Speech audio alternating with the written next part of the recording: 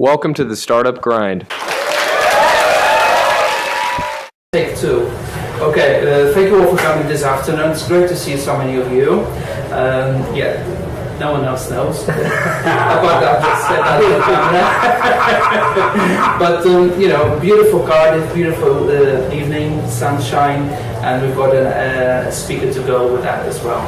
A bright speaker as well. So thank you for our speaker tonight. So I'll just say a few things of what Startup Grind is. So Startup Grind is the largest entrepreneurial community in the world. We are over 115 countries now, over 360 cities as well.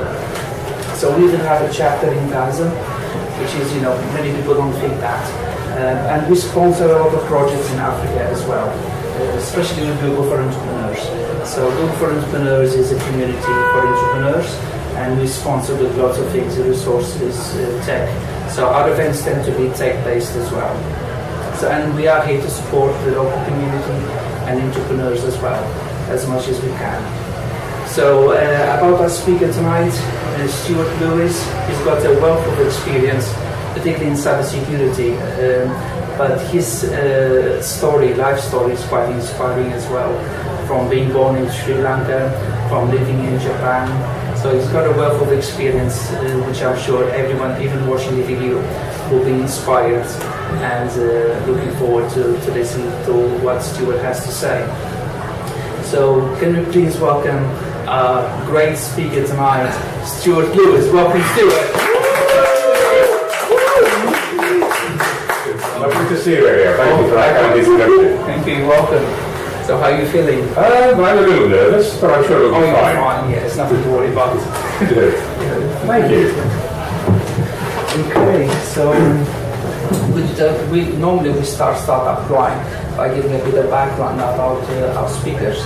So could you perhaps tell us a little bit from where you were born, a little bit of, since you were young, that type of... Oh, that life story kind of thing. Yes. So I was born in Sri Lanka, which then was part of the British Empire, and my father was in the RAF, so he was based in Sri Lanka, and my mother took a ship from Southampton as a young woman. She'd never been out of the country, all the way to Sri Lanka, and then they were married, and so things happened, and I was born, which was very good. Unfortunately, somebody then decided to assassinate the Prime Minister of Sri Lanka, or attempt to assassinate, and we were evacuated on another ship, and I travelled back as a baby in arms at first to Aden, and then through the Suez Canal. When I was learning to walk in a sand school, the Suez Canal was open then, and then we went to Cyprus, and then along through the Mediterranean to Gibraltar, and then around to Southampton. And my wife, who's a bit of a genealogist, has been researching the family history, and she found my disembarkation papers as a baby arriving in Southampton with my mother. Obviously my father's not on the list because he was military.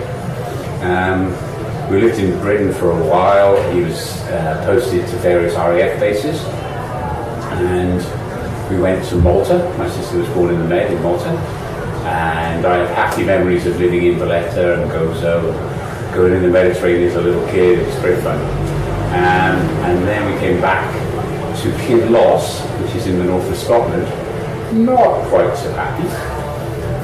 My parents bought me a wigwam. They're like a kind of 3 bamboo poles and a piece of cloth. Kinloss is very windy. I only saw it for a brief moment as it disappeared in the wind. And then my father decided to leave the RAF when it was time for me to go to school with my sister, because the option would be for us to go to boarding school. And he worked for Pi, a radio company, for a brief while, and then he got a job with Nuclear Electric, as was then the CGB, the Central Electricity Generating Board, and built Hinkley A station. I believe they're up to Hinkley C station now in Somerset, just across the water, and my father still lives there. But he's Scottish, my mother's from Liverpool, my Ein Mam Gi, which is Welsh for my old grandmother, is from a Gogledd, which is North Wales. So I'm truly British.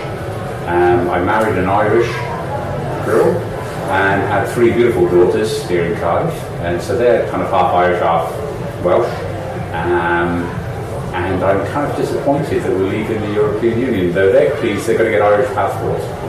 So that's about me. Okay. Could you tell us perhaps before we move on to your career, what you had special interests at school and how was school for you? Oh, school for me? Okay, so I went to a boys' grammar school and we wore very smart red uniforms and blazers and little caps, and it was very strange. But the government decided that grammar schools needed to end. So when I was about 13, the grammar schools ended and we became comprehensive education, which meant we got girls, which was a complete dead end for my education. Suddenly I was not interested in school anymore. And so I didn't do particularly well at school. I studied French for 6 years. I could conjugate, but not actually have a conversation. I did A-levels in a college in Bridgewater. And then I was a bit of a motorcyclist. So I had a big motorbike and spent a lot of time drinking and camping and checking the beat, having a good time. Did you go to the university? Or? No. I didn't do very well at my A-levels. I passed, but I wasn't very successful. So I needed a job. So I came to Cardiff to work. And Cardiff is a wonderful city. And I came and I worked in a factory down in Curran Road, which is now a very nice gated community. And we had a foundry, we made windows, we moved steel around the country. There was a proper manufacturing environment. And it was quite strange because in Somerset, people have a very strong accent. They did talk like this. And in Cardiff, people have a very strong accent. They talk like this. They're very much, and I was split between the two. If I was in Cardiff, everyone thought I was far too Somerset. And if I was in Somerset, they all thought I got proper well. So I developed an accent, the accent that I used in university, which is a kind of bland, middle of the road, clear, spoken English, so that people understand what I'm saying. So I try to lose my accent. So I worked in the factory for 5 years, offices, different jobs, and I was lucky to have a HR department who were very keen for us to do education. So I went to what was then the Polytechnic of Wales as a part-time student, and I studied business studies. And one of the modules was a computing module. And I thought, this is interesting. And that's how I got into computing, through that study and through them arriving in the factory as a way of doing things. So was that when you developed a special interest for technology, or did you kind of... No, I was just lazy. Okay. So there was a spreadsheet program called VisiCalc. I don't know, it was the predecessor of Excel. As you know Excel now, VisiCalc was visual calculations on very simple computers with big 8-inch floppy disks and 5-inch floppy disks, and they were really floppy, they kind of would flop and bend, and they stored vast quantities of data, like 64K or 128K, some of them. And this VisiCalc program let me do my production figures for the factory. What would normally take me about all day to go around, write down my notepad, add up with my calculator, I could do a VisiCalc in about 5 minutes. So I didn't tell my boss. I kept very quiet. And I loved the computer. I thought this is very good. And then I started to learn to program. And the company was... So what was your first programming language? Machine code. Z80 machine code. I wrote a sort routine to sort data in machine code. That was very hard. And now the basic with line numbers, and very difficult. And we used TEC PDP-11 34s, which were the machines that NASA used to send the first spaceships to the moon. So again, massive memory, 64K sometimes.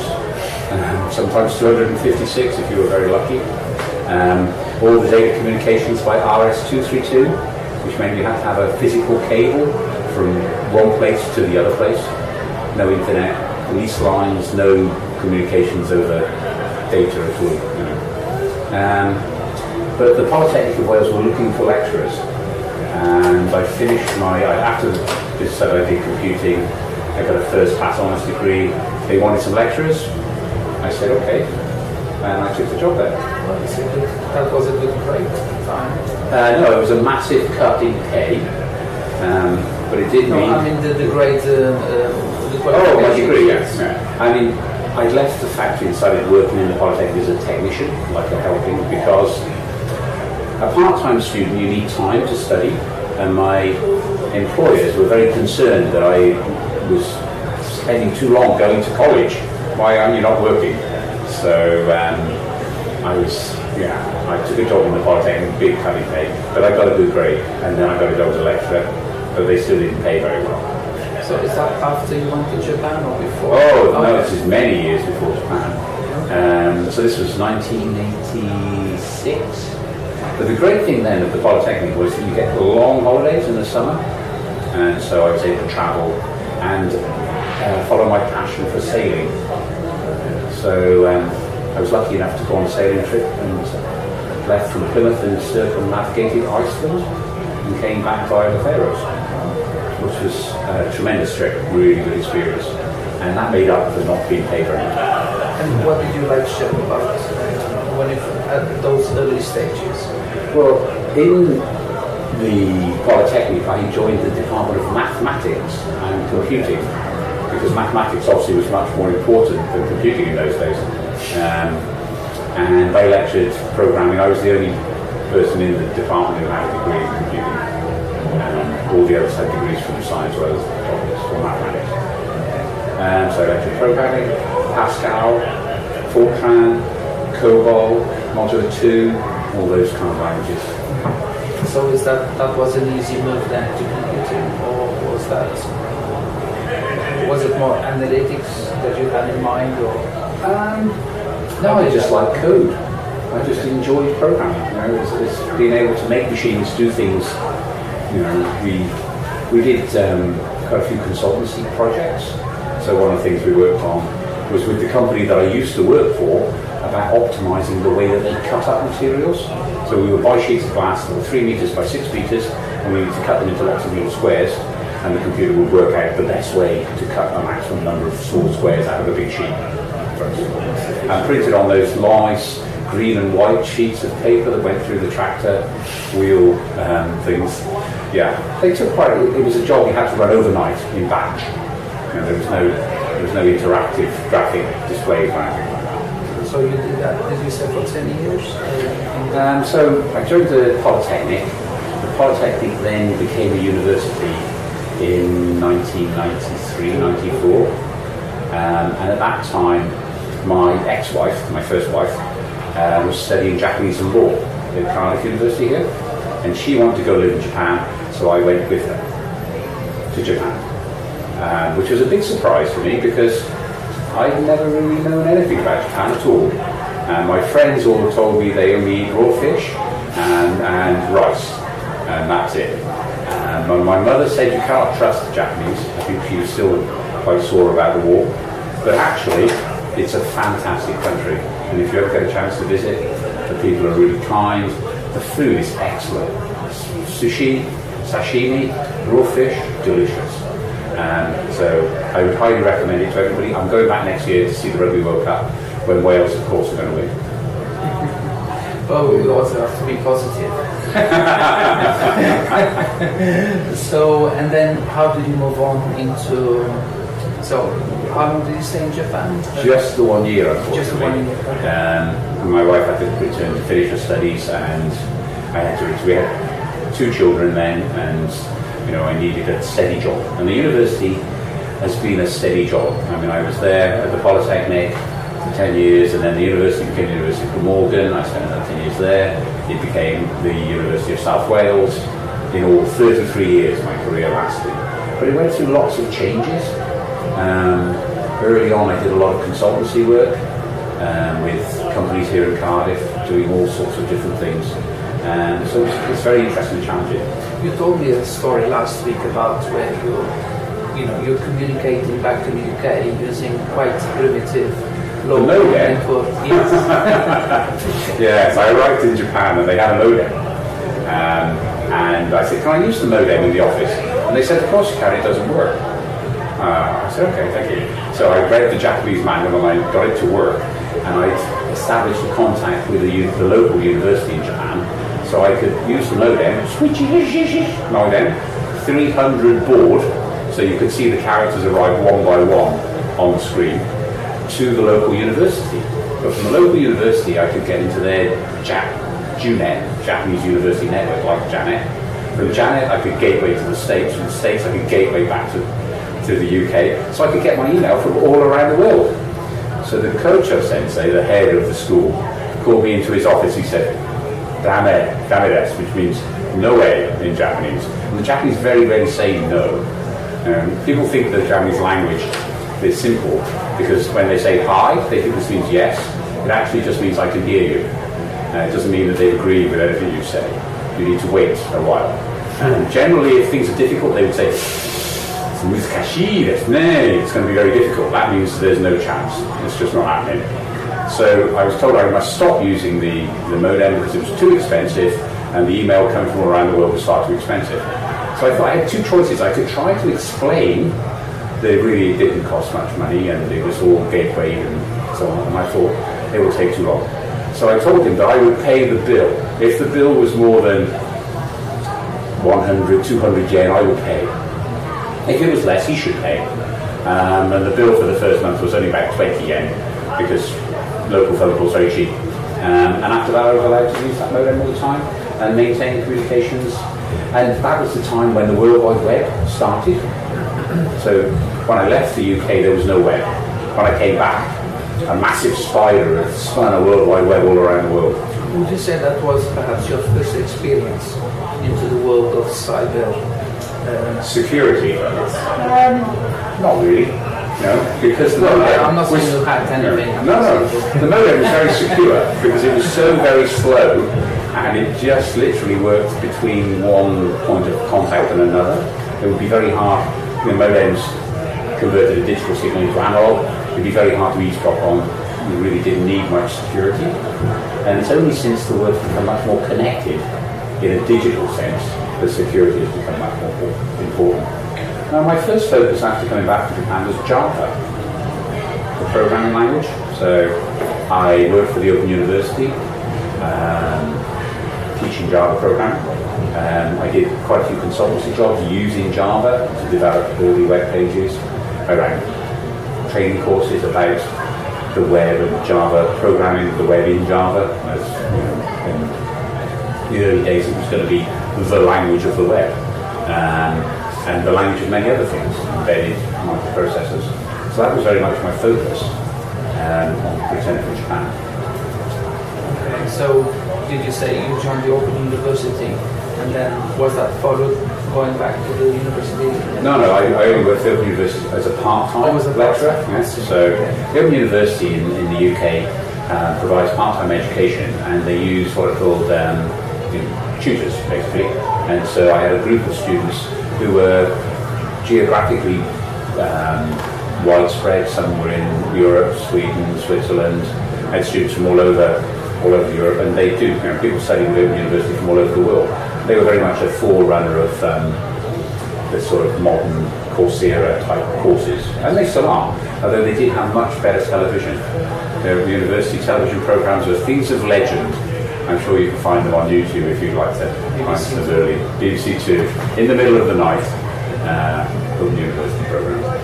So how did you then join again the university? Well, I'd never left the university. I'd just taken a sabbatical year. Oh, I see. So I returned and worked for them, and so I taught Java there. I was instrumental in getting them to introduce it as their first year programming language, moving away from Pascal.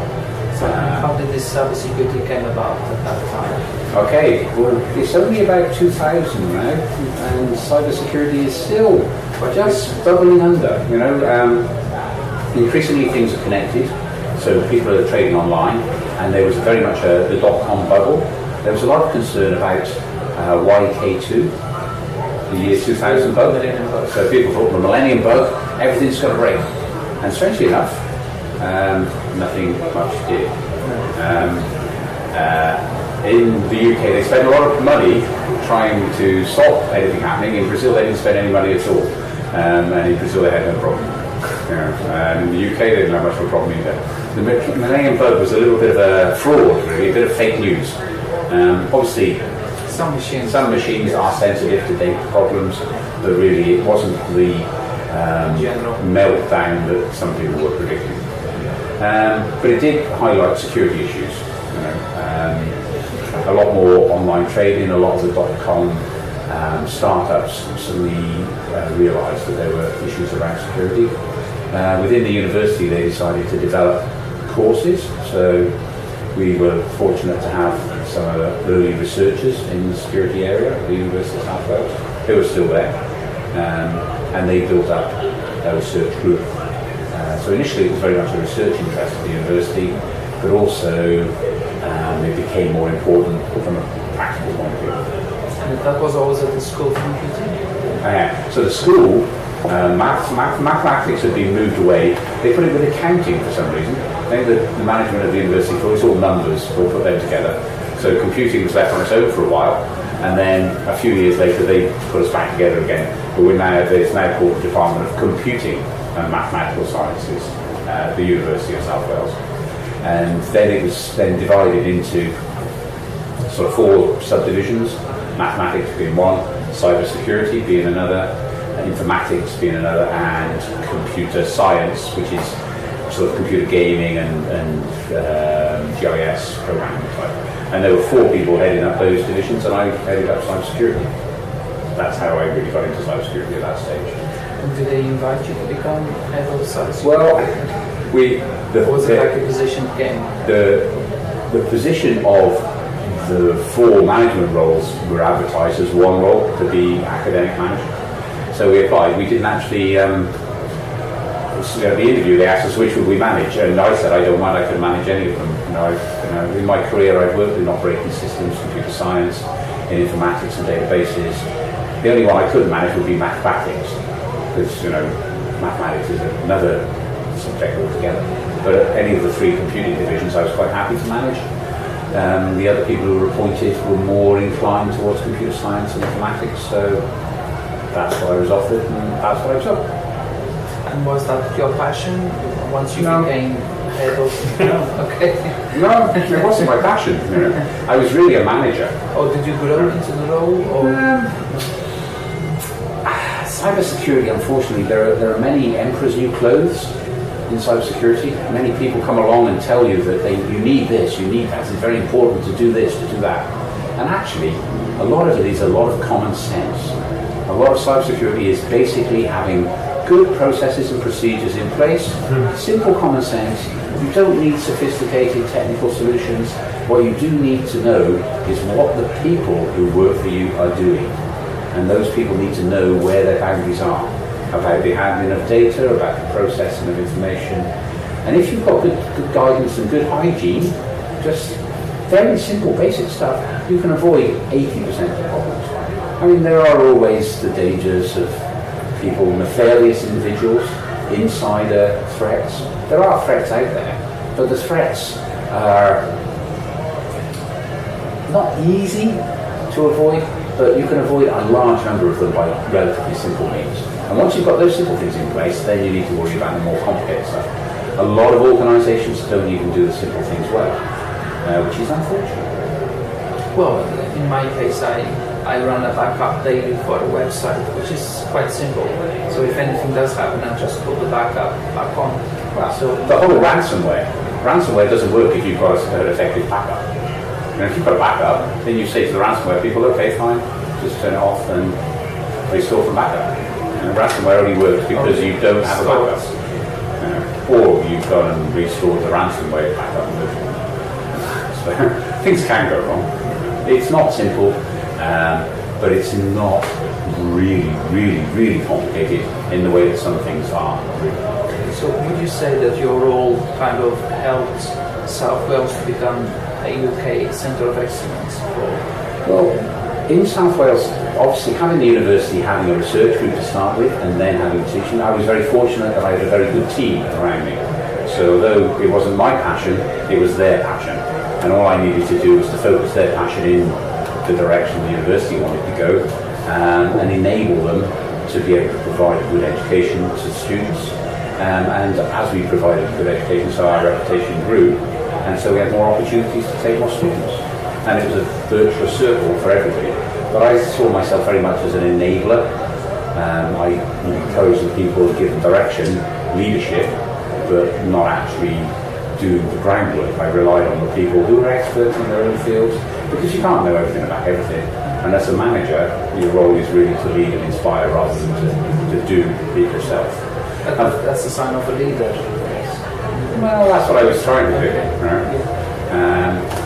And we were lucky that we were able to set up a national cyber security academy in Newport and breathe new life into Newport with a number of Newport-based companies who were able to bring in and give us added value and able to give opportunities for our students. And my replacement, because I retired, I stopped working at the university last year, and the person, a bit like Doctor Who, I was replaced by a woman, and she's a very good woman. She got a job, Claire Johnson, and she's now head of cyber at University of South Wales. I saw her the other day. It is her passion, in a way that I was never passionate about cyber, and she is very much more passionate than me, and I wish her very well. But since then, I've moved on into more entrepreneurial things that I always wanted to do. So in your role, did you spend, was it 20 years in that role? Or? So I was at the university entirely 33 years, and I was probably head of cybersecurity for only 3 or 4 of those years, the last 3 or 4. Up until then, I've been... The trouble with working for many organisations is if you're good at something, they promote you to manage other people being good at something, rather than let you be good at that thing. The lack of a technical career path in computing has always been a problem. So the people who are good programmers, who are good on database administrators, end up becoming directors of IT, and they don't do any programming or database administration anymore. And maybe that's not what they're best at. I hope that I was able to grow into a management role, but I didn't want to finish my career going to a lot of meetings and spending a lot of time reading KPIs and worrying about the university's strategic objectives. I was more interested in just doing something that I enjoyed. And so recently I've been going back to my roots and programming Raspberry Pis in C# to control complex industrial machines, which has been great fun. That's about, they don't need to be too complex. Oh, they're very complex, but they increasingly, with the Internet of Things, everything communicates with everything. So within your industrial, what would have originally been an embedded programmable logic controller, can now be a generic Raspberry Pi running a Linux-like operating system, or even Windows. These Raspberry Pis run Windows Universal Platform. And then you have other components like lasers, scanners, and they all communicate via Ethernet using the TCP/IP protocol. In some of it's a little bit of reverse engineering legacy systems, because some of them were developed before Ethernet. But it's challenging, it's interesting, sometimes frustrating, but overall rewarding. Is this one still recording? Yeah, okay, good. So could you tell us, since you're starting your journey as a consultant, are you looking to perhaps start your own company, or are you just